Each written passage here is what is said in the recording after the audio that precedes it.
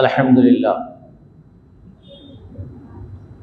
لله نحمده ونستعينه ونستغفره ونستهديه ونؤمن به ونتوكل عليه ونعوذ بالله من شرور أنفسنا ومن سيئات أعمالنا من يهده الله فلا مضل له ومن يضلله فلا هادي له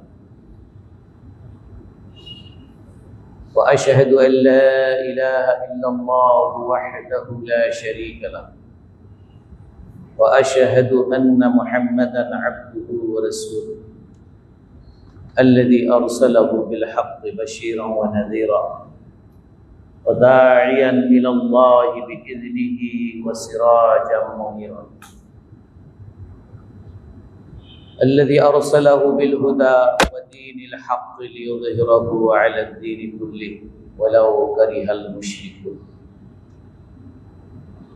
الذي بلغ الرسالة وأدى الأمانة ونصح الأمة وتركنا على المحجة البيضاء ليلها كنهارها لا يزيغ عنها إلا هالك اللهم صل على محمد وعلى آل محمد كما صليت على إبراهيم وعلى آل إبراهيم إنك حميد مجيد اللهم بارك على محمد وعلى آل محمد كما باركت على إبراهيم وعلى آل إبراهيم إنك حميد مجيد وبعد فأعوذ بالله من الشيطان الرجيم يا أيها الذين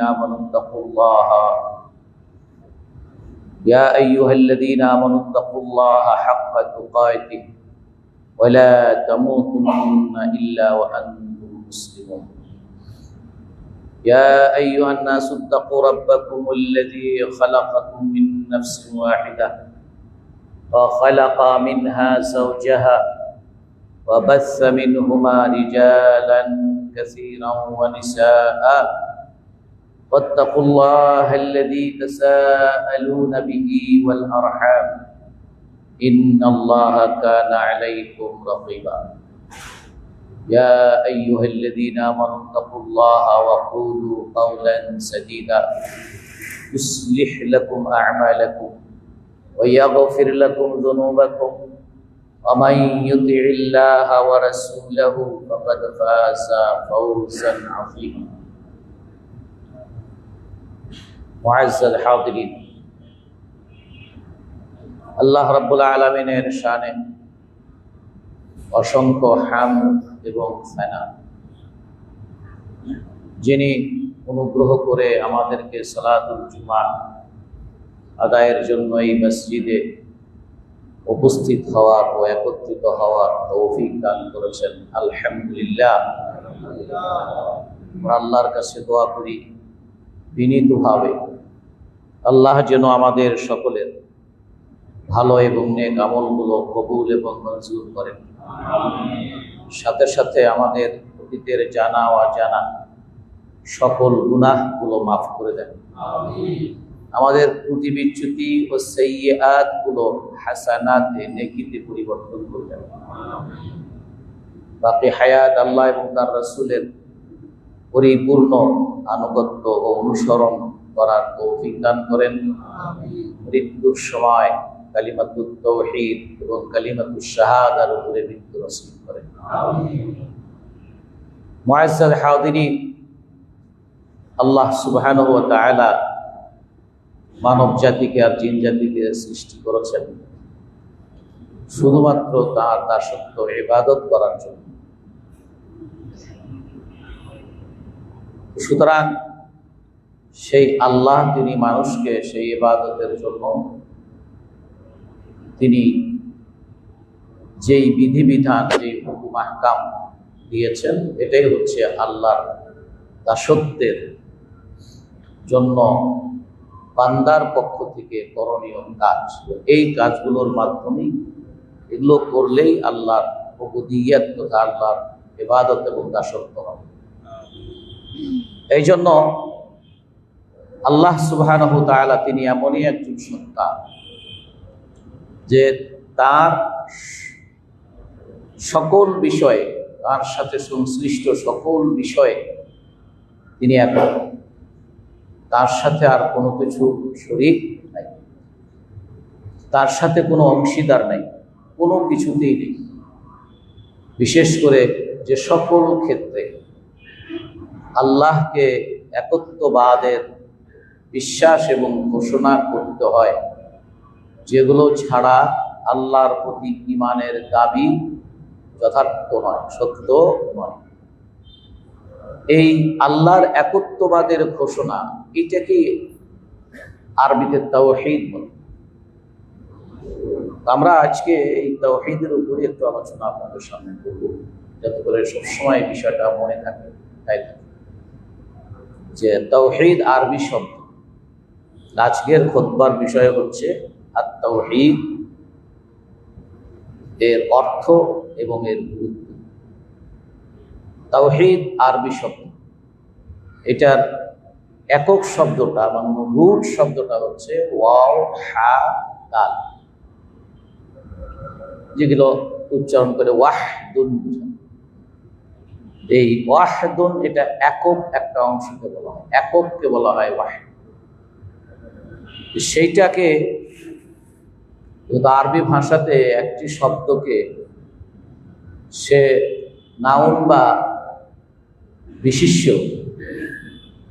এই পর্যায়ের শব্দকে আবার ক্রিয়াপদে রূপান্তরিত করা যায়, এবং ক্রিয়াপদে বিভিন্ন রূপে রূপান্তরিত করা যায়,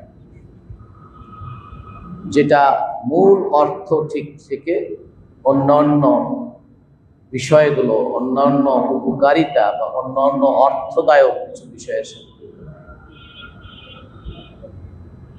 সেখানে তাওহীদ এটার ক্রিয়া রূপটা হচ্ছে, আমরা তাওহীদের অর্থ বললাম একত্ববাদের বা এককের ঘোষণা দেওয়া। ওয়াহিদুন মানে একক, সেই এককের ঘোষণা কারোর জন্য দেওয়া, এটাকে বলা হয় তাওহীদ।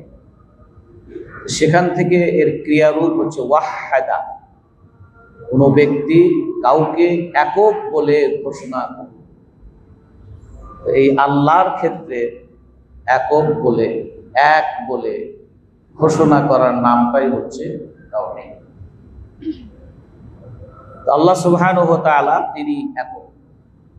কোন কোন ক্ষেত্রে তিনি একক, এটার উপরে ভিত্তি করে কোরআনে কারীমের আয়াতগুলো, রাসূলুল্লাহ সাল্লাল্লাহু আলাইহি ওয়াসাল্লামের এই সংশ্লিষ্ট সহিহ হাদিসগুলো গভীর অধ্যয়নের মধ্যে আল্লাহর প্রতি, আল্লাহর একত্ববাদের ঘোষণা ও বিশ্বাসের ক্ষেত্রে তিনটি বিষয়কে ইসলামী বিশেষজ্ঞরা সামনে নিয়ে আসছে।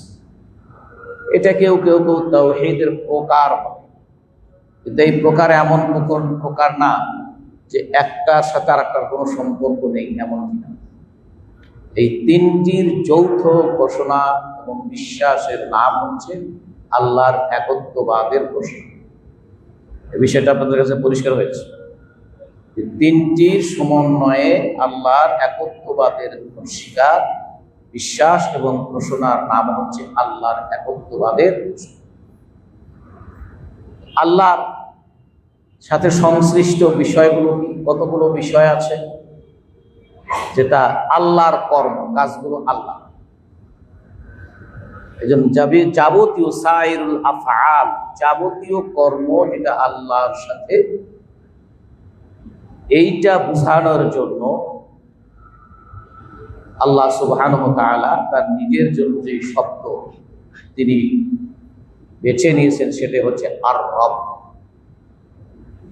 আর রব, এই রব শব্দটার অর্থ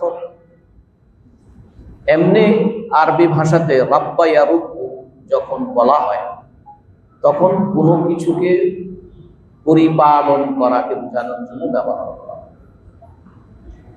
এই জন্য সেখান থেকে যখন রব্বুল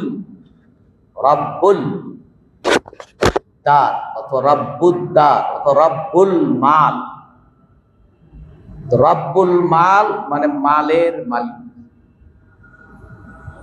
রব্বুদ্দার বাড়ির মালিক, এভাবে মালিক বোঝানোর জন্য, যেহেতু সে এটা লালন পালন করে, পরিচর্যা করে, এই জন্য তাকে এই বাড়ির মালিক বলা হয়, জমির মালিক বলা হয়, এই ঘরের মালিক, এই উটের মালিক, এই ঘোড়ার মালিক, এগুলো বোঝানোর জন্য রব্বুল বলা হয়। এই জায়গা থেকে বাইতুল্লাহর নাম কি, ফালিয়াবুদু রাব্বা হাযাল বাইত, এই ঘরের যিনি রব। এই ঘর কোন ঘর? বাইতুল্লাহ। বাইতুল্লাহর রবকে এই জায়গা থেকে রব্বুল বাইত, রব্বু হাযাল বাইত, হাযা মানে এইটা, ইঙ্গিত সূচক শব্দ, এই ঘরের রব। সুতরাং আর রবের সাথে আল্লাহর যে বিষয়গুলো, সেটা হচ্ছে যাবতীয় ওই সকল কর্ম যেগুলো আল্লাহ কর্তৃক সম্পাদিত হয়, সম্পন্ন হয়, যেখানে মানুষের কোনো হাত। এই জন্য সৃষ্টি, এটা কেবলমাত্র আল্লাহর জন্য। এই জন্য রবের এক অর্থ সৃষ্টিকর্তা, বাস, সৃষ্টিকারী। আর এক অর্থ তিনি জীবন দেন। সুতরাং তিনি শুধু জীবন দান করতে, রবের আরেক অর্থ বা রবের অর্থের মধ্যে এটাও শামিল। জীবনদাতা, মরণদাতা, রিজিক দাতা, বিধান এবং হুকুম আহকাম আইন কানুন দাতা। এই জন্য এটা বোঝানোর জন্য হাকিম আল্লাহ বলছেন, ওয়া হুয়া আহকামুল কি হাকিম, তিনি সব বিচারক, শাসকদের বড় বিচারক, বড় শাসক। তো সুতরাং এই শব্দগুলো, এই কর্মগুলো এককভাবে আল্লাহ আল্লাহ করেন। সুতরাং বিধান কেবল আল্লাহই দেন, হুকুম আইন কানুন শুধু আল্লাহই দাতা। যখন আমি রবকে রব বলে স্বীকার করব, একক, তিনি এক, এই ক্ষেত্রে কেউ শরীক নাই, তাহলে এই সবগুলো জিনিস শুধুমাত্র তার। সৃষ্টিতে যেমন কেউ তার সাথে শরীক নাই, জীবন দানের ক্ষেত্রে যেমন কেউ তার সাথে শরীক নাই, মৃত্যু দানের সাথে যেমন কেউ শরীক নাই, কারণ মৃত্যুর মালিক তিনি, তিনিই কেবল দেন, আর কেউ দেন। একইভাবে রিজিক, একইভাবে প্রতিপালন, এই যে বিশ্বকে, এর ভিতরে যত কিছু আছে সবকিছু যে পরিপালন, প্রতিপালন, এই জন্য রবের এক অর্থ প্রতিপালন। আমরা রবের অর্থ বাংলায় পালন কর্তা বলি, নট অনলি দ্যাট, তিনি শুধু পালন কর্তা না। কেউ যদি পালন কর্তা হয়, তাহলে কি অর্থ কিনা বুঝাবে ওই জিনিসটা তিনি সৃষ্টি করছেন। আপনি যদি একটা ঘোড়ার বাচ্চা পালনকারী হন, তাহলে ঘোড়াটাকে আপনি সৃষ্টি করছেন, তাহলে বোঝা গেল নাকি আপনি মাথা চোখ করছেন ঘোড়াটাকে আমি সৃষ্টি করছি? ঘোড়ার কিন্তু আমি পালন কর্তা, ঘোড়া আমি লালন পালন করি, ঘাস দিয়ে, খেতে দিয়ে, এটা করি, সেটা করি, গোসল করাই, লালন পালন করি, কিন্তু ওকে আমি সৃষ্টি। কিন্তু আল্লাহকে যখন শুধু পালন কর্তা বলা হবে, তাহলে অন্য কিছু এর মধ্যে আসে না। এই জন্য আল্লাহ শুধু পালন কর্তা না, এই পালন কর্তা রব শব্দের মধ্যে, যদিও রবের মধ্যে অনেকেই আমরা প্রতিপালক বলি, পালন কর্তা বলি, এটা আংশিক অর্থ রবের, এটা আংশিক অর্থ। এই জন্য অন্য ভাষাতে রবের অর্থ অন্য ভাষাতে লেখার মতো কোনো পৃথিবীতে ভাষা নেই। রবের আরবিতে আল্লাহর ক্ষেত্রে এই শব্দটার যতগুলো মিনিংকে ধারণ করে, এইটা বোঝানোর জন্য একক শব্দ কোনো ভাষাতে নেই। সব ভাষা যদি আমি জানি না, কিন্তু আমি জানি, শুনছি, পড়েছি যে কোনো ভাষায়। ইংরেজিতে রবের অর্থ করা হয় লর্ড। বিচারকদেরকে, জাস্টিসদেরকে, উকিলরা, আইনজীবীরা প্রতি মুহূর্তে মুহূর্তে মাই লর্ড এগুলো বলতে পারে।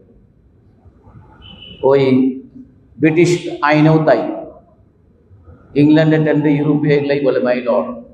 তাহলে মাই লর্ড, আপনার বিচারকও মাই লর্ড, আপনার আল্লাহ মাই লর্ড।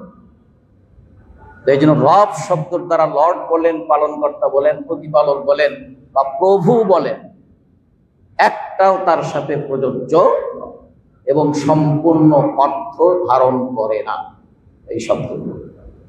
এই জন্য যারা আমরা লিখি, তারা দয়া করে যেখানে রব লিখবো, এই অর্থে প্রতিপালক, পালনকর্তা না বলে রবকে রবই লিখব। পরামর্শ এটা, রবকে আমরা রবই লিখব। সুতরাং রবই তখন চিনবে এই রব বলতে আল্লাহকে বোঝানো হয়েছে। সুতরাং তাহলে এই রবের মধ্যে প্রতিপালনও আছে। সারা পৃথিবীর লালন পালন তিনি করেন, সারা পৃথিবীর এই ব্যবস্থাপনার দায়িত্বে শুধুমাত্র তিনি। এই ব্যবস্থাপনার দায়িত্ব যিনি, তাকে আরবিতে আল মুদাব্বির বলা হয়। আল মুদাব্বির শব্দটি তদবির থেকে, আমাদের বাংলাতেও আমরা এটা ব্যবহার করি। ভাই, আমার ছেলেটাকে একটু চাকরি পাওয়াই দেওয়ার জন্য আপনার কাছে আসছি, আপনি তদবির করে দিয়ে, বলে না? তদবির মানে কি? এই যে তদবির করে দিন, এই কথাটা অর্থ আপনি কি বুঝেন? আপনাকে আমি যাই বললাম যে ভাই আমার ছেলের একটা চাকরির জন্য মন্ত্রণালয়, আপনি একটু তদবির করে দিন, আপনি কি করবেন তখন? তাহলে তদবির মানে ব্যবস্থাপনা, ব্যবস্থা করা। এই সারা পৃথিবীর ব্যবস্থাপনার মহা ব্যবস্থাপক হচ্ছে আল্লাহ। এটাও রবের অর্থ, যেটা অন্য শব্দে বলা হয় আল মুদাব্বির, আরবিতে বলা হয় আল পরিচালক।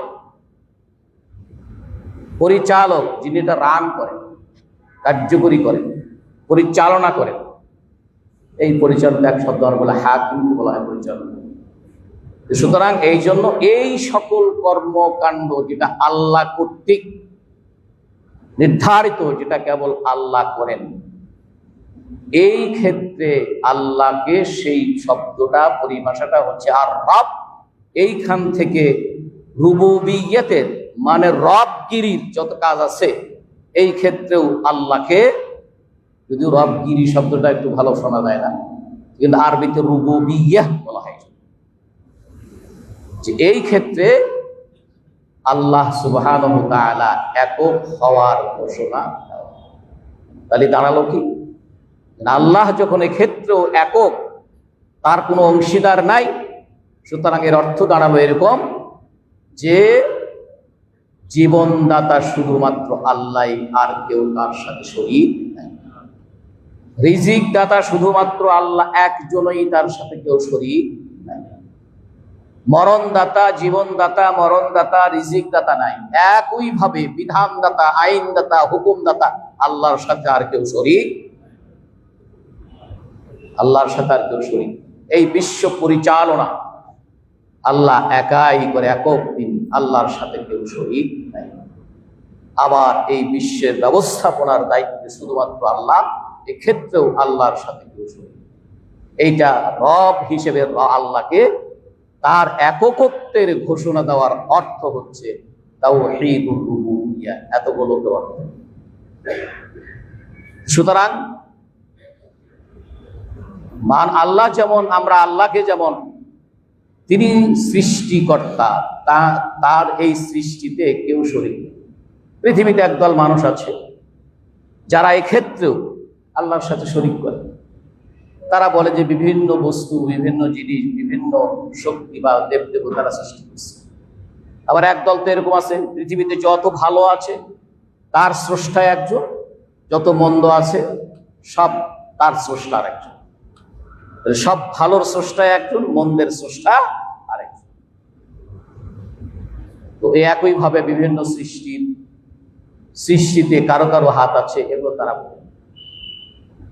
এগুলো এই ক্ষেত্রে শুনি। আবার কেউ কেউ বলেন এই দুনিয়ার পরিচালনা, শৃঙ্খলা এবং এটাকে যথাযথভাবে এটার ব্যবস্থাপনার ক্ষেত্রে আল্লাহর সাথে কিছু মানুষ, তারা আল্লাহর খাস বান্দা, এটা মুসলমানরা এটা বলে, এরা মুসলমানরা বলে।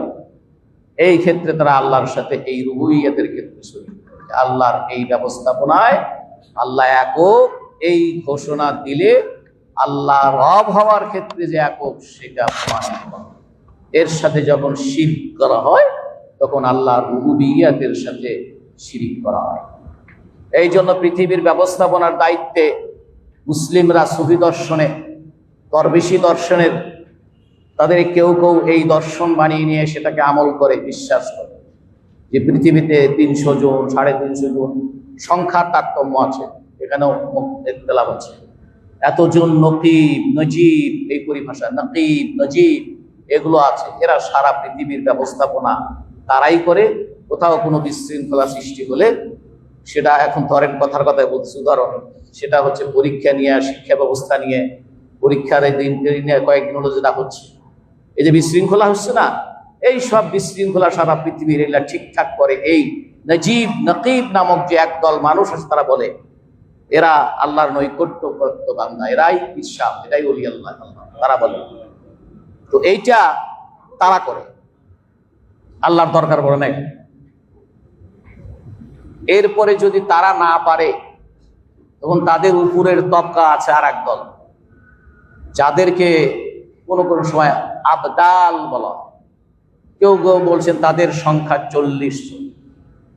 40 সারা পৃথিবীতে তারা এটা করে। ওই যে 300-র উপরের ধাপ হচ্ছে এরা, আরো যেগুলো বড় বড় আসে সেগুলো তারা করে। এরাও যখন পারে না, তখন 12 জন আছে যাদেরকে আওতাদ বলা হয়। আওতাদ মানে পেরেক, অতাত শব্দের অর্থ হলো পেরেক, যে লোহা যেটা বলে আমরা তার কাটা বলি না, আর পেরেকও তো চেনেন তাই না, যারা একটু বড়, যেগুলো বড় হয়। তো এর অর্থ যেন এরকম যে এই 12 জন পৃথিবীর 12টা জায়গায় পেরেকের মতো আছে, পৃথিবীকে ঠিক রাখতেছে, এই বিশ্বাস পোষণ করা হয়। এজন্য ওয়াতাদ এর বহু বচন আওতাদ। আল্লাহর দিনের দুশমনেরা, জালিম শাসকরা প্রাচীন ইতিহাসে, অতীতে এই আল্লাহর দিনদার ব্যক্তিদেরকে ধরে নিয়ে এসে তাদের শরীরের বিভিন্ন জায়গায় এই প্যারাক দিয়ে আটকায়া তাদের উপর নির্যাতন, এটা সাহেবুল আওতাদ বলা হয়। যেমনি করে খন্দক খুঁড়ে গর্ত করে তার মধ্যে আগুন জ্বালিয়ে সেই আগুনে এইসব আল্লাহর দিনদার লোকদেরকে ফেলে দিল, এদেরকে আসহাবুল হুদুদ বলা হয়। আসহাবুল উখদুদ, যারা এই ধরনের গর্ত করে সেখানে আগুন শাস্তি দেওয়ার ব্যবস্থা করে সেখানে দিনদার ইমানদারদেরকে ফেলে দেওয়া। যাই হোক, বলছিলাম আওতাদ, এরাও যখন ফেল করে তখন তাদের উপরের আরো বিশেষ, তাদেরকে কুতুব বলা হয় এবং বলে এদের সংখ্যা নাকি 4। এই জন্য 4টা পৃথিবীর 4টা কোনায় 4 জন কুতুব থাকে। এখনো মানুষ কথায় কথায় বলে তুই খুব বড় কুতুব হয়ে গেছিস না, বলে না এরকম, তুই বড় কুতুব হয়ে গেছিস না, একটা ক্ষমতা ধর, অথবা ওর নাম কি অশরীরী কিছু দেখার জন্য, অনেক বেশি ক্ষমতা দেখানোর জন্য, যেটা দৃশ্যমান না, তুই বড় কুতুব হয়ে গেছিস না। এই কুতুবও যখন ফেল করে তখন তারা তার নাম দিছে সর্বশেষ এসে সারা পৃথিবীর এই ব্যবস্থাপনা শৃঙ্খলা নিয়ন্ত্রণ করে গাউস। আছে কিনা এই শব্দটা? গাউস। এগুলো হচ্ছে তাওহীদুর রুবুবিয়্যার সাথে সুস্পষ্ট শিরক। সুস্পষ্ট শিরক, এটাই আমাদের মুসলিমরা কি বলছে, এই বিশ্বাস করা, এই ধরনের পীর আউলিয়াদেরকে বিশ্বাস করা হচ্ছে আল্লাহর নৈকট্য লাভের মাধ্যম। করতেছে শিরক আর কয় আল্লাহর নৈকট্য লাভের কি মাধ্যম। সুতরাং গাউস মানে ত্রাণকর্তা। গাউস শব্দের অর্থ কি? ত্রাণকর্তা অথবা সাহায্যদাতা, মদতদাতা। তারা সারা পৃথিবীর মানুষকে মদত দেয়, সারা পৃথিবীর মানুষের ত্রাণ করে, উনি হচ্ছেন ত্রাণকর্তা। আল্লাহ ছাড়া আর কাউকে এরকম ত্রাণকর্তা বলে বিশ্বাস করা, this is the associate of with almighty Allah সুবহানাহু ওয়া তাআলা। এটাই হচ্ছে আল্লাহর একত্ববাদের উপরে কি আঘাত।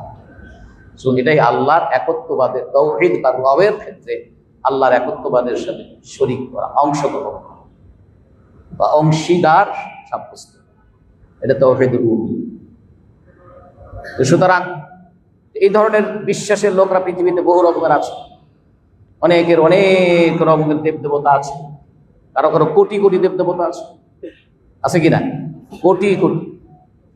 সুতরাং এগুলোকে তারা আল্লাহর রুবুবিয়্যাতের সাথে, এই জন্য এক একজন এক এক শক্তির একজন, এই অসুস্থর একজন, বিদ্যার একজন, অমুকের একজন, তমুকের একজন ইত্যাদি আছে। সুতরাং এটা হচ্ছে তাওহীদুর রুবুবিয়্যার সাথে সাংঘর্ষিক এই সকল আকীদা বিশ্বাস, এবং এটা করলে সে কি মুসলিম মুমিন হতে পারে? তাহলে আমরা আল্লাহর একত্ববাদের ঘোষণার একটা পার্ট, যে আল্লাহর এই সকল কর্মকাণ্ড, আর এগুলো আল্লাহ করেন, এই কর্মগুলো কার? আল্লাহ। আল্লাহ করেন, এখানে কেউ শরীক নাই আল্লাহ। তাহলে রবটা এরকম বিস্তারিত অর্থে। দুই হচ্ছে তাওহীদুল উলুহিয়া। এটা যদি আমরা কোরআনের আয়াত বলি, বহু যেখানে রব পাবেন সেখানেই এই আয়াত। আর আল্লাহর নবীর যুগের যে সকল কাফের মুশরিকরা ছিল, কোরআনের আয়াতগুলো বলছে যে তারা আল্লাহকে এই ক্ষেত্রে বা এই ধরনের অর্থে তারা আল্লাহকে রব বলে স্বীকার করে। কিন্তু স্বীকার করার পরেও রাসূল আল্লাহকে রাসূলকে বলছেন, মক্কার এই সকল কুরাইশরা ওরা কাফের না মুশরিক না? বলছে, বলেন না, তারা কাফের মুশরিক হয়েছে। এই জন্য আল্লাহ বলছেন যে হে রাসূল, আপনি যদি ওদেরকে জিজ্ঞাসা করেন, ওদের মানে কাফের মুশরিক, জিজ্ঞাসা যদি করেন যে আসমান জমিন কে সৃষ্টি করেছে, ওরা বলবে যে আল্লাহ সৃষ্টি করেছে। তাহলে এখানে বিশ্বাস করলো তারা, আল্লাহর রুবিয়তে বিশ্বাস করলো। আরেকটা আয়াত আছে যে এই আসমান জমিন কে সৃষ্টি করেছে, ওয়াসাখখারা শামসা ওয়াল কামারা, আর এই চাঁদ আর এই সূর্যকে কে নিয়ন্ত্রণ করে। ফাসায়াকুলুনা আল্লাহ, ওরা সবাই জবাব দেবে, কেউ বলবে না ওদের লাত মানাত উজ্জা এরা সৃষ্টি করে, কেউ বলবে না। ওরা তারা সকলেই বলবে কি আল্লাহ সৃষ্টি করেছে। সূরা আনকাবুতে আছে, সূরা রুমে আছে, অনেক জায়গায় আছে। এরপরে সূরা আল আরাফে আল্লাহ বলেছেন, আম্মান ইয়ামলিকুস সামআ ওয়াল আবসারা ওয়াল আফইদা ওয়া মান ইয়ারযুকুকুম মিনাস সামা, আর একটা আছে ওয়া মান ইউদাব্বিরুল আমর। এই চোখ কান এর মালিক কে? কে তোমাদেরকে রিজিক দেয় এবং এই সমস্ত বিষয়াদি শৃঙ্খলা পরিচালনা নিয়ন্ত্রণ কে করে? ওয়া মান ইউদাব্বিরু, ওই তাদবীর থেকে ক্রিয়ার শব্দটা, সেখানে তার মুদাব্বির, যিনি এটা করনেওয়ালা, যিনি এটা করেন, আর যিনি করে ইউদাব্বিরু কন্টিনিউয়াসলি করে যাচ্ছে, এটাকে কন্টিনিউয়াস টেন্সে ব্যবহার করা হয়েছে। আল্লাহ জিজ্ঞাসা করলাম, এই পৃথিবীর নিয়ন্ত্রণ পরিচালন শৃঙ্খলা ইত্যাদির বিধান কে করে? আল্লাহ নিজেই তখন বলছে, ফাসায়াকুলুনা, তারা প্রত্যেকেই জবাব দেবে যে আল্লাহ। দেন দে আর কেন তাহলে তারা খুশি? মানে আল্লাহর একত্ববাদের ঘোষণা শুধুমাত্র একটা অংশে দিলে তারা মুমিন মুসলিম হয়। এই জন্য দ্বিতীয়টা তাওহীদুল উলুহিয়া। উলুহিয়ার মধ্যে ইলাহের কর্মবাচক নাম হচ্ছে উলুহিয়া, কর্মবাচক নাম হচ্ছে কি উলুহিয়া, যেটাকে আমরা যেমন বলি উবুদিয়া, দাসত্ব। দাস, দাসত্ব এবং যার দাসত্ব করা হয়, তিনটা না? তিনজন না? তিনজন জিনিসের নাম না? একটা হলো দাসত্ব, কাজটার নাম। দাস যিনি কাজটা করবেন, যার জন্য করবেন তিনি কি, তাকে বলা হয় দাসত্ব পাওয়ার হকদার। আর এরই আরবিতে এক শব্দে মা'বুদ, এই অর্থটা বোঝানোর জন্য আরবিতে এক শব্দে কি মা'বুদ। এই জন্য ইলাহ শব্দটা আরবিতে মা'লুহ, আলিহা ইয়ালাহু ফাহুয়া মা'লুহুন, মানে যে ব্যক্তি ইবাদত করে, ইবাদত করতেছে, যার জন্য করতেছে তাকে বলা হয় মা'লুহ, যেটাকে মা'বুদ। আবাদা, যারা মাদ্রাসা পড়ছেন, আবাদা ফি'ল মাদি অর্থাৎ অতীত টেন্স, পাস্ট টেন্স। ইয়াবুদু কন্টিনিউয়াস টেন্স, এটাকে কি বলে? Past tense. আর একটা কি প্রেজেন্ট টেন্স বা ফিউচার টেন্স। আরবিতে একটা ক্রিয়া দিয়ে দুটো বোঝানো হয়, প্রেজেন্ট এবং ফিউচার। সেটা আরবিতে বলা হয় ফি'ল মুবারিক। ফি'ল মুবারিক মানে প্রেজেন্ট এবং কন্টিনিউয়াস, এই দুটো বোঝানোর জন্য, এবং ভবিষ্যৎ বোঝানোর জন্য এই টেন্স ব্যবহার করা হয়। সেই জন্য আবাদা ইবাদত করেছে, ইয়াবুদু করবে বা করতেছে, আবেদ যিনি করতেছে ইবাদতকারী, মা'বুদ যার জন্য করছে। যার জন্য করছি তার নাম হলো কি মাবুদ। আমার ইবাদত যিনি পাচ্ছেন, আমার ইবাদতের প্রাপক যিনি, তিনি হচ্ছেন মাবুদ। এই মাবুদ পৃথিবীর মানুষরা তাদের বাস্তবতায় এই মাবুদ বা এই ইলাহ, যার অর্থ মাবুদ, যার অর্থ মা'লুহ আরবিতে, সেটা মানুষদের বাস্তবতায় এই ধরনের মাবুদ, উপাস্য বাংলায় যাকে বলা হয়, এটা বহু আছে। কি আছে? বহু আছে। যেটা আল্লাহ, আল্লাহ ছাড়াও মানুষ যারই উপাসনা করে সেই হচ্ছে মাবুদ, সেই হচ্ছে মা'লুহ। তাহলে এখান থেকে আল্লাহকে পৃথক করতে হবে। এই তাওহীদটা, এই একত্ববাদটা ওই আল্লাহর জন্য আমাকে সাব্যস্ত করতে হবে, ডিক্লার করতে হবে, বিশ্বাস করতে হবে। অসংখ্য অসত্য বাতিল মাবুদের মধ্যে আমার আল্লাহ হচ্ছে একমাত্র সত্য মাবুদ। আমার যাবতীয় আনুগত্য, যাবতীয় দাসত্ব এবং সকল প্রকার ইবাদত অনলি ওয়ান ফর হিম। যে আমার এই সব কিছু শুধুমাত্র সেই সত্য আল্লাহর জন্য। কথা বুঝতে পেরেছেন? তাহলে ইলাহ শব্দের মধ্যে আল্লাহ এবং গায়রুল্লাহ সবই আছে। মানুষ গাছের পূজা করে, তাহলে গাছ ও ইলাহ।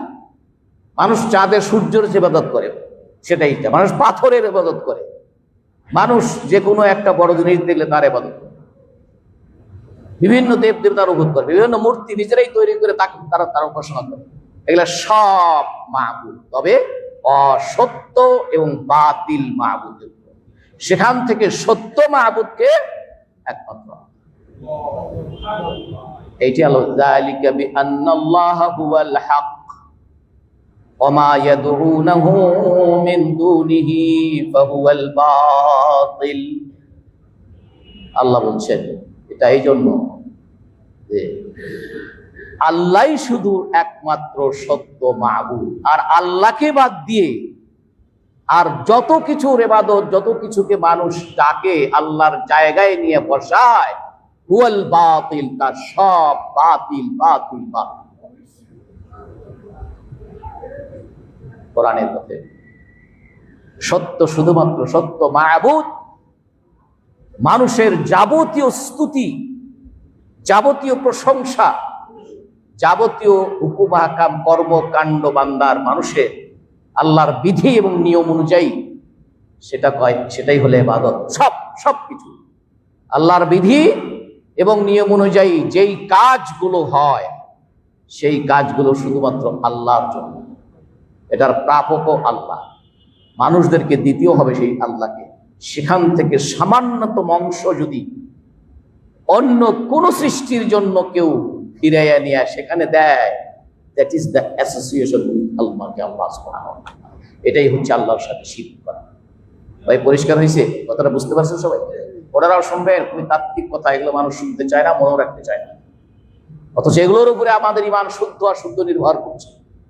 এগুলোর উপরেই আমাদের সকল প্রকার আমল আল্লাহর কাছে কবুল হওয়া না হওয়া নির্ভর করছে। কথা বুঝছেন?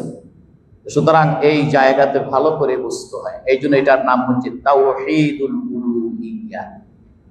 ইবাদত পাওয়ার ক্ষেত্রে একমাত্র উপযুক্ত হচ্ছেন আল্লাহ, যিনি ছাড়া আর এই ইবাদত পাওয়ার, এই বশ্যতা, এই মান্যতা, এই দাসত্ব পাওয়ার আর কেউ উপযুক্ত নেই।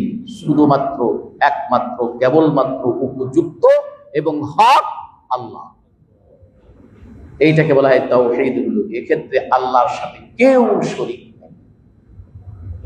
সুতরাং আপনার সাজদা, এটা বান্দার কর্ম, করতে হবে শুধুমাত্র কার জন্য? আল্লাহর জন্য। রুকু, মাথা ঝুঁকানো, এই সেন্সে মাথা ঝুঁকানো, যেই সেন্সে মাথা ঝুঁকানোটা অন্যের জন্য একটি সম্মান প্রদর্শন হয়, সেই মাথাটা শুধুমাত্র ঝুঁকবে আল্লাহর কাছে, আর কারো কাছে না। যখনই আপনি সেই সেন্সে, সেই জায়গাতে সেটাই করবেন, তার মানে কি? এই প্রসঙ্গে সম্মান প্রদর্শন করে মাথা ঝুঁকবে আল্লাহর কাছে। সেই সম্মান প্রদর্শনের অর্থে বা সেই জায়গাতে যদি আপনার এই মাথা ঝুঁকানো আসে, সেটা হবে আল্লাহর সাথে কি? সেটা হবে আল্লাহর সাথে। সেটা কোনো গাছের জন্য হোক, মানুষের জন্য হোক, যেভাবেই হোক না, এর নাম শিরক। এইটাই তাওহীদুল উলুহিয়্যা। এই জন্য মক্কার লোকেরা যারা আল্লাহকে রব বলে স্বীকার করলো, যদিও আল্লাহকে বিধানদাতা হিসেবে তারাও মানে নেয়নি, আল্লাহর বিধান মতো চলেনি।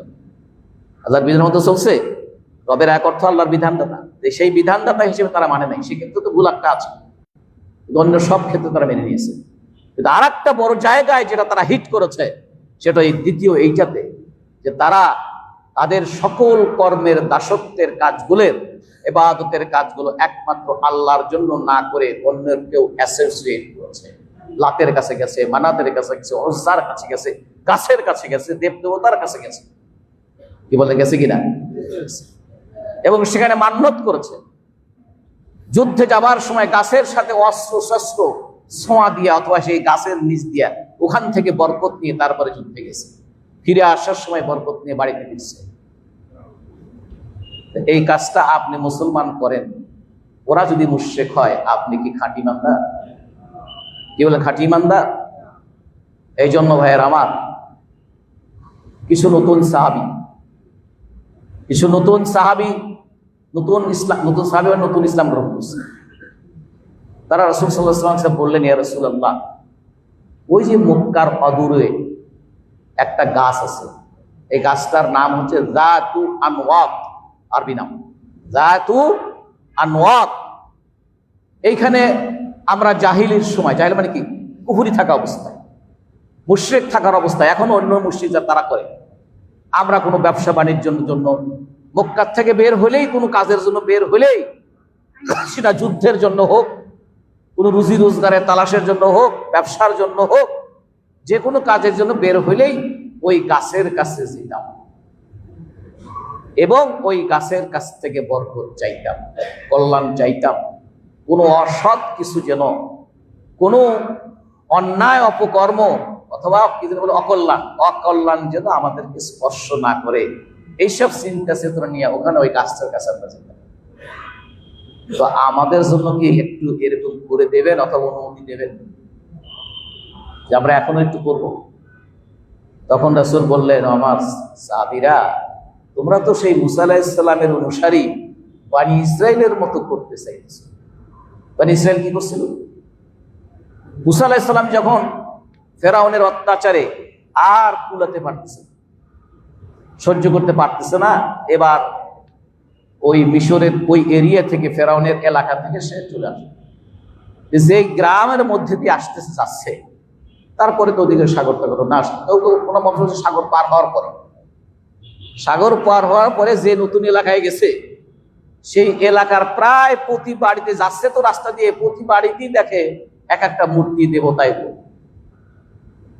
তখন এরাও তো বনি ইসরায়েলের যাত্রা তো দেখছেন না, বেশি ছাটাবি করতো, বেশি বিরক্ত করতো মুসা আলাইহিস সালাম, এটা চাইতো, ওটা চাইতো, এটা করবে, সেটা করবে, এরকম। এবার ওইটা দেখে তারা মুসাকে বললেন, আল্লাহ সেই কথা কোট করছে কোরআনে। আল্লাহ বলছেন, মুসা বলছে, ইজআল লানা ইলাহান কামা লাহুম আলিহা। ইয়া মুসা, এই গ্রামে যে লোকগুলোকে দেখলাম, এদের প্রত্যেকের বাড়ি বাড়ি ওদের এক একজনের জন্য এক এক রকম দেবতা আছে। কামা লাহুম আলিহা, আলিহা বহু বচন, এক বচন কি ইলাহ, ইলাহের বহু বচন কি আলিহা। ওদের যেমন অনেক উপাস্য আছে, অনেক দেব দেবতা আছে, অতগুলোর দরকার নাই, আমাদের জন্য একটা ঠিক করে দেন, আমরা যারা আপনার প্রতিবেদন আনছি, আমরা ওই মাহবুদকে, ওই উপাস্যকে, ওই দেবতার আমরা পূজা করবো, ওরা যা করে আমরা তাই, অতগুলো দরকার নেই, শুধু একটা বানাই, একটা দেয়। তোমরা তো তাদের মতো কথা বলছো। কাকে বলতেছে? রাসূল সাল্লাল্লাহু আলাইহি ওয়াসাল্লাম। রাসূল সাল্লাল্লাহু আলাইহি ওয়াসাল্লাম এই মক্কায় যারা ওই গাছ দিবার, গাছের কাছে যাওয়ার জন্য যারা অনুমতি চাইতেছে, আল্লাহর রাসূল মুসা আলাইহিস সালামের অনুসারীদের প্রসঙ্গ টেনে, যেটা কোরআনে আল্লাহ কোট করেছেন, তাদেরকে কি ওই গাছের কাছে যাওয়ার জন্য অনুমতি দিছে? বরং আরো দূরে রাখছে। তারা গাছের কাছে যায় আর কেউ চায় না। আর আপনি মাজারের পাশ দিয়ে যাওয়ার সময় আপনার মনের মধ্যে বিশ্বাস, এখানে যদি জুতা পায়ে দিয়ে যাই, বেয়াদবি হবে, আমার অকল্যাণ হবে। যেই অকল্যাণের মালিক শুধুমাত্র আল্লাহ, যেই কল্যাণের মালিক শুধুমাত্র আল্লাহ, সেইটার মালিক বানায় দিলেন কবরে যিনি শুয়ে আছেন তাকে, অথবা শুয়ে নাই তাকে, অথবা গাছকে, অথবা পাথরকে, অথবা কোনো অশরীরী শক্তিকে, যেটাকে আপনি মনের মধ্যে তাকে স্থান দিয়ে এত বড় আসন বসিয়েছে, যার অস্তিত্ব দেখতে পাচ্ছি না, সে আমার ভালো করতে পারে মন্দ। তারপর আপনি মুসলমান থাকবেন? এরপরে একত্ববাদ, এক আল্লাহর বিশ্বাস থাকবে না? এটাই মক্কার কুরাইশরা কাফের রাখবে। এই জন্য আল্লাহকে তারা রব বলে স্বীকার করা সত্ত্বেও নিজের চোখ, কান, নাক, মেধা, শক্তি সব কিছুর মালিক আল্লাহ, সবকিছুর স্রষ্টা আল্লাহ, চাঁদ, সূরজ, মাসিক আল্লাহ ইত্যাদি এগুলো থাকা সত্ত্বেও তারা মুশরিক ছিল। যেহেতু তারা আল্লাহর সাথে সাথে এই লোকগুলোরও, এই উপাস্যগুলোরও তারা ইবাদত করত, সম্মান করত, তাদের ভঙ্গিকে, তাদের নিয়মবদ্ধ। সুতরাং তারা ছিল এই জন্য মুশরিক, এই জন্য কাফের। কেউ যদি তাওহীদুল উলুহিয়্যা স্বীকার করত, আসমান জমিন এগুলার স্রষ্টা করতে আল্লাহ অস্বীকার করলো, কিন্তু সাপ সৃষ্টি করছে মনসা দেবী আর অমুক সৃষ্টি করছে অমুক দেবী, এই বিশ্বাস করলো, থাকবে সেই ইমানদার? সুতরাং এইটা হচ্ছে তাওহীদুল উলুহিয়্যা।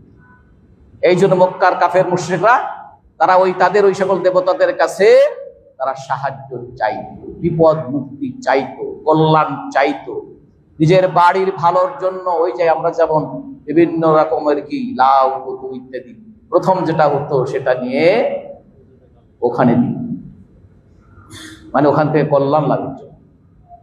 কাম একটাই আমরা এখনো করি, কিন্তু আমরা বলি যে এটার দ্বারা আমি আল্লাহর নৈকট্য লাভ করি, আর ওরাও করতো ওই কথার জন্য, ওই কথাই ওরা বলতো যে এগুলো আমরা এদেরকে করি এই জন্য যে এরা আমাদেরকে সুপারিশ করে আল্লাহর নৈকট্যে পৌঁছায়। সূরা জুমারের ঠিক 2 নম্বর আয়াত, মা না'বুদুহুম ইল্লা লিয়ুকাররিবুনা ইলাল্লাহি যুলফা। এই সকল দেবদেবতাদের সাথে আমরা যা কিছু করতেছি, দেখেন মা না'বুদুহুম, তারা ওটাকে কিন্তু ইবাদতই বলতেছে। আল্লাহ কোরআনে বলতেছেন যে আমরা এই সকল দেবদেবতার ইবাদত, কি ইবাদত করতে, তারা ওখানে গিয়ে সম্মান দেখে সিজদায় পড়ে যেত, ওখানে গিয়ে সম্মান দেখে মাথা নত করতো, ওখানে দেখে সম্মান দেখে যা তার কাছে আশ্রয় প্রার্থনা করতো, তারপরে তাদের জন্য কল্যাণ কামনা করত এবং অকল্যাণ যাতে করে দূর করে দেয় সেই কামনা করত। সেখান থেকে বরকত লাভের জন্য লাউ, কদু ইত্যাদি যা আছে সেগুলো সেখানে দিত। অথচ আল্লাহ বলতেছেন এইটাই হচ্ছে ইবাদত। এই জন্য তারা বলতো যে আমরা তাদের ইবাদত তো শুধুমাত্র এই কারণও করি যাতে করে তারা আমাদেরকে আল্লাহর কাছে পৌঁছায় দেয়। উদ্দেশ্য কি তাদেরও খারাপ ছিল? কি বলেন, খারাপ ছিল? তারপরও তারা মুশরিক হলো। আর একই কাজ আপনি করতেছেন, একই উদ্দেশ্যে করছেন, কি এদের মাধ্যমে আল্লাহর নৈকট্য লাভ করেন। ওদের মতো একই উদ্দেশ্য আপনি ধারণ করে, একই কাম করে আপনি হয়ে যাচ্ছেন আল্লাহর কাছে ওলি আল্লাহ, আর ওরা হয়ে গেছে কাফের আর মুশরিক। এই ভণ্ডামি কি আল্লাহর কাছে কুলাবে? তো সুতরাং বুঝতে হবে আপনাকে ভাইরা, বুঝতে হবে কাকে শিরক বলা হয় আর কাকে একমাত্র আল্লাহর দাসত্ব বলা হয়, এটা বুঝতে হবে। এই জন্য এই জন্য রাসূল বলছেন যখন কোনো কিছু চাইবে আল্লাহর কাছে চাইবে। ইযা ইসতাআনতা ফাসতাঈন বিল্লাহ ওয়া ইযা সাআলতা ফাসআলিল্লাহ।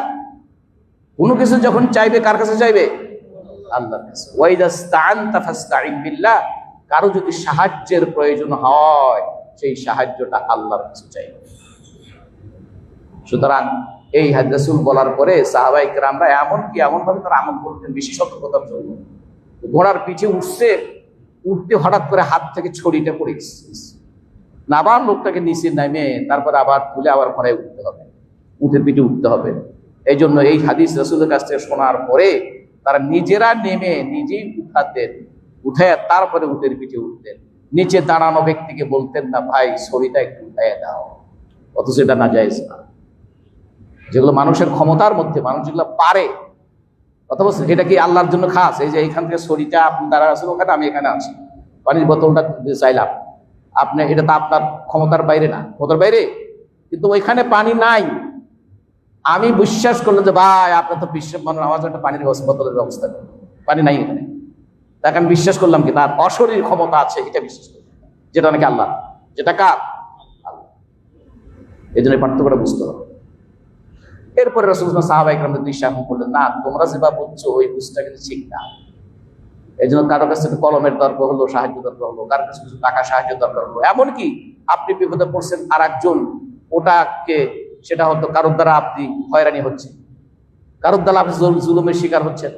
একজন মানুষ আছে যিনি জুলুম আপনাকে করতেছেন, তার উপর তার প্রভাব আছে, অথবা উনি যদি বলে যে ভাই কেন আমার এই লোকটাকে তুমি অন্যায় করছো, তাহলে এই সাহায্য চাওয়া, দুনিয়াবি কাজে যে স্বার্থগুলো আছে সেগুলো সাহায্য চাওয়া কিন্তু ইসলামের দৃষ্টিতে নিষিদ্ধ নয়। এটার দ্বারা এটা বোঝানো হয় নাই, এটা হলো ওইটা যেটা আল্লাহ পারে, যেটা অদৃশ্যমান শক্তির বিশ্বাস করে তার কাছ থেকে সেইটা কামনা করা।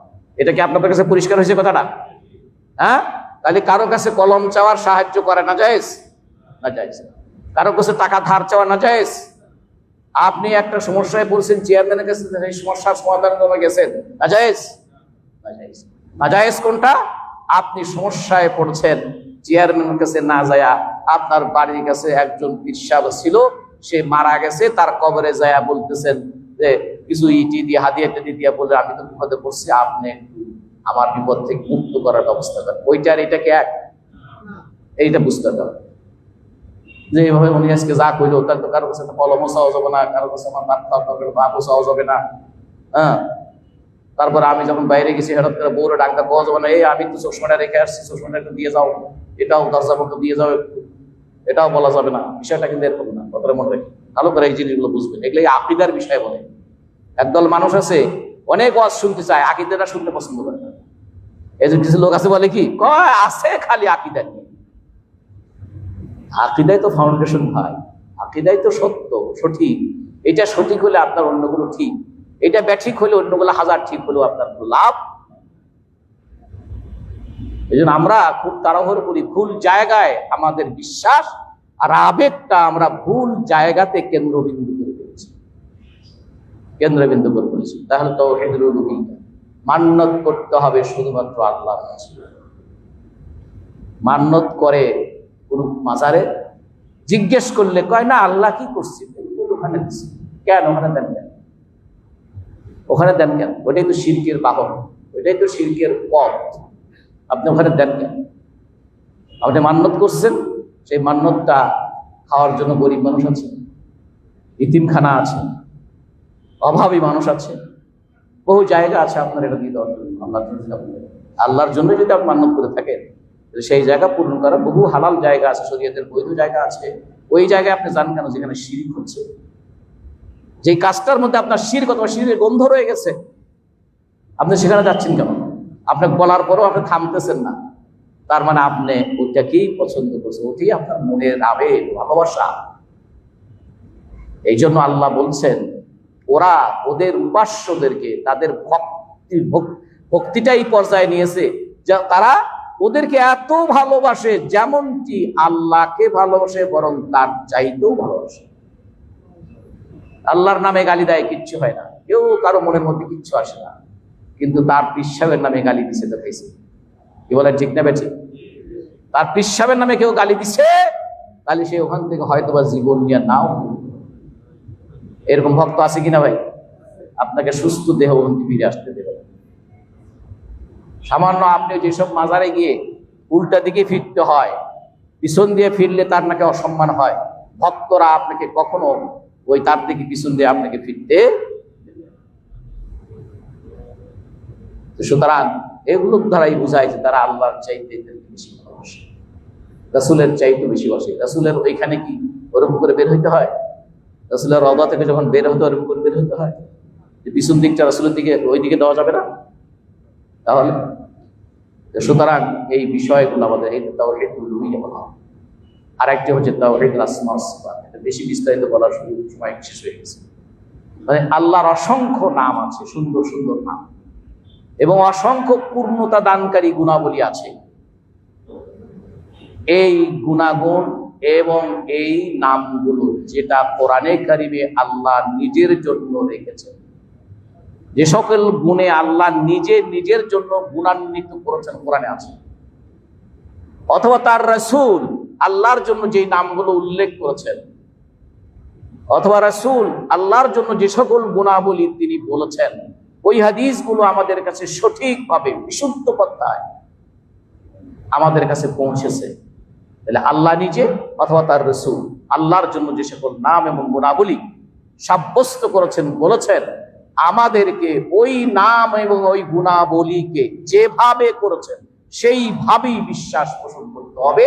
এটার ব্যাপারে বিস্তারিত বিভিন্ন প্রশ্ন করা, আল্লাহর এই নাম কেন, আল্লাহর এই গুণ কেন, এই গুণ হলে তো এই হইল, এই গুণ হলে তো এই গুণ মানুষেরও আছে, দয়ার গুণ মানুষের আছে না, দয়া আবার আল্লাহরও আছে না। আল্লাহ এই জন্য এই সকল নাম আর গুণাবলীর ক্ষেত্রে আল্লাহর জন্য যেমন নাম, যেই নাম, যেমন গুণাবলী, যেই গুণাবলী, তার জন্য আল্লাহ এবং তার রাসূল বলেছেন তার জন্য প্রযোজ্য গুণ নাম, তার কোনো এটার সাথে পৃথিবীর দুনিয়ার কারোর কোনো সাদৃশ্য নেই, কোনো তুলনা নেই। এবং এগুলো কেমন ধরনের সেটাও প্রশ্ন করা যায় নাকি, সাহাবারা করেন। রাসূল যখন আল্লাহ হাসেন বলছেন, তখন সাহাবারা কেউ জিজ্ঞাসা করেন, ইয়া রাসূলুল্লাহ কেমনে হাসেন, আমাদের মতো হাসেন না ঘোড়ার মতো হাসেন, নমুকের মতো হাসেন, জিজ্ঞাসা করেন। কারণ তারা জানে যে রাসূল যেভাবে বলেছেন সেইভাবেই আমাদেরকে বিশ্বাস করতে হবে। কি কেন প্রশ্ন করা যাবে না, কি কেন প্রশ্ন করা যাবে? এইগুলো হচ্ছে তাওহীদ আসমা ওয়াস সিফাত। উদাহরণ দিলে আপনারা পরিষ্কার হবেন। আমরা সামনে শুরু করে ইনশাআল্লাহ উদাহরণ সহ আপনাদের আল্লাহ বলিল্লাহি আসমাউল হুসনা ফাদউহু বিহা। আল্লাহর অনেকগুলো সুন্দর সুন্দর নাম আছে যেগুলোর মাধ্যমে তোমরা আল্লাহকে ডাকো, আল্লাহকে।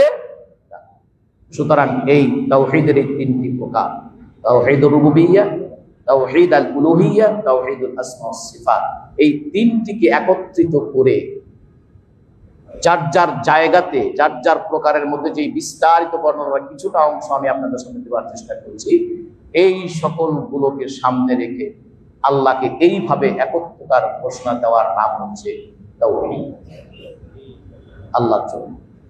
এই তাওহীদ হচ্ছে আমাদের ঈমানের একমাত্র ভিত্তি এবং ফাউন্ডেশন। এর উপরেই কেবল ইসলামের সুবিশাল ইমারত নির্মিত হতে পারে। এই জন্য এটা যদি নষ্ট থাকে তাহলে অন্যান্য কর্মকাণ্ড কিচ্ছুই আল্লাহর কাছে কবুল। এই জন্য আল্লাহ বলছেন, তোমরা যদি আল্লাহর সাথে শিরক করো তোমাদের সমস্ত আমলগুলো কি হয়ে যাবে, বরবাদ।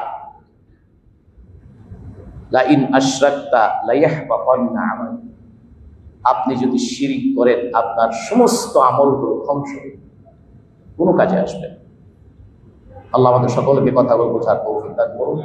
বারাকাল্লাহু লাকুম ফিল কুরআনিল আযীম ওয়া নাফা'না ইয়্যাকুম বিমা ফীহি মিনাল আয়াতি ওয়াদ যিকরিল হাকীম। আকুলু কওলি হাযা ওয়া আস্তাগফিরুল্লাহ লি ওয়া লাকুম লিসাইরিল মুমিনিন ফাস্তাগফিরু ইন্নাহু হুয়াল গফুরুর রাহিম। আলহামদুলিল্লাহি ওয়াহদাহু ওয়াসসালাতু ওয়াসসালামু আলা মান লা নাবিয়্যা বা'দা, আম্মা বা'দ, ফাইন্না আহসানাল হাদীথি কিতাবুল্লাহ ওয়া আহসানাল হাদী হাদী মুহাম্মাদিন সাল্লাল্লাহু আলাইহি ওয়াসাল্লাম وشر الأمور محدثاتها وكل محدثة بدعة وكل بدعة ضلالة وكل ضلالة في النار أو كما قال عليه الصلاة والسلام। মুআজ্জাজ হাজিরিন, এই মসজিদের উন্নয়ন গল্পে আমাদের আরেকটা বিশেষ একটি অ্যাকাউন্ট আমরা ওপেন করেছি। এই অ্যাকাউন্ট আমার যদি মোবাইলে দিয়েছে এটা পাবেন ইনশাআল্লাহ।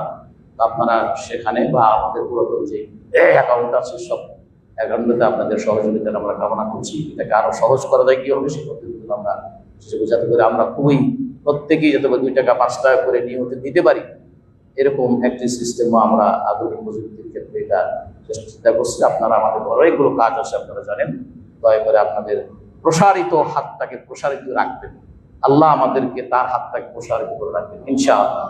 আল্লাহ আমাদের সকলের দান এবং সাদাকাত গুলো মসজিদের জন্য আমরা যেভাবে করেছি, সহযোগিতা করেছি, সকলকে যেন আল্লাহ এই দুনিয়াতে সকল বিপদ থেকে রক্ষা করেন। পিতামাতা যারা কবরবাসী তাদের জন্য আল্লাহ যেন এটাকে নাজাতের জরিয়া বানায় দেন এবং আমাদের সকলের জন্য যেন আল্লাহর কাছে তার পুরস্কার পাওয়ার জন্য আল্লাহ যেন আমাদের করতে পারে। ইবাদাল্লাহ সাল্লু আলা নবিয়্যিকুম মুহাম্মাদিন রাব্বুকুম বিসসালাতি ওয়াসসালামু আলাইহি ওয়া ক্বাল ইন্নাল্লাহা ওয়া মালাইকাতাহু ইউসাল্লুনা আলান নাবিয়্যি ইয়া আইয়ুহাল্লাযীনা আমানু সাল্লু আলাইহি ওয়া সাল্লিমু তাসলিমা। আল্লাহুম্মা সাল্লি ওয়া সাল্লিম ওয়া বারিক আলা নাবিয়্যিকা মুহাম্মাদ ওয়া আলা আলিহি ওয়া সাহবিহি ওয়াসাল্লাম। আরদাল্লাহুম্মা আনিস সাহাবাতি আজমাইন وعن التابعين لهم ومن تبعهم بإحسان إلى يوم الدين وعنا معهم بجودك وكرمك ورحمتك يا أرحم الراحمين. ربنا آتنا في الدنيا حسنة وفي الآخرة حسنة وقنا عذاب النار. ربنا ظلمنا أنفسنا وإن لم تغفر لنا وترحمنا لنكونن من الخاسرين. رب ارحمهما كما ربياني صغيرا. ربنا اغفر لي ولوالدي وللمؤمنين يوم يقوم الحساب. اللهم أعز الإسلام والمسلمين وأذل الشرك والمشركين اللهم انصر من نصر الدين واخذل من خذل الدين عباد الله إن الله يأمر بالعدل والإحسان وإيتاء ذي القربى وينهى عن الفحشاء والمنكر والبغي يعظكم لعلكم تذكرون فاذكروا الله يذكركم ولذكر الله أكبر والله يعلم ما تصنعون